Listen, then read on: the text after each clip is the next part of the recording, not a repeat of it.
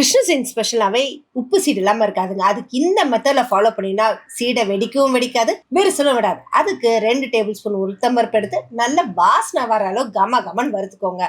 அது கூடவே பச்சரிசி மாவையும் நல்லா வறுத்து எடுத்துக்கோங்க. நல்லா இப்படி எடுத்தீங்கன்னா இப்படி கம்பி பதம் மாதிரி இருக்கணுங்க. அதுதான் இதோட மெயின் விஷயமே. இது ரெண்டுத்தையும் நல்லா சலிச்சுக்கோங்க. உளுத்த பருப்பு நல்லா பவுடர் பண்ணி வச்சுக்கணுங்க.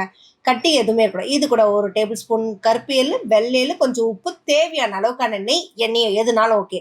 ஊற்றி நல்லா அப்படி ஒன்று சேர பரட்டி விட்டு இப்படி பிடிச்சிங்கன்னா பிடிக்கிறா இருக்கணும், உதுத்தா உதிர்ந்துடணும். இந்த ஸ்டேஜில் கொஞ்சம் கொஞ்சமாக தண்ணி தெளித்து ரொம்பவும் சப்பாத்தி மாவுக்கு அழுத்தம் கொடுத்து பிசையாமல் இந்த அளவுக்கு சாஃப்டாக பிசைஞ்சு அதை எல்லாத்தையும் உருட்டி ஒரு பிளேட்டில் வச்சுட்டு எண்ணெயை மிதமாக காய வச்சு அப்படியே கொஞ்சம் கொஞ்சமாக போட்டு எடுத்தீங்கன்னா வீட்டிலே கம கமக்கும் சூப்பரான உப்பு சீடை ரெடி ஆயிடுச்சுங்க.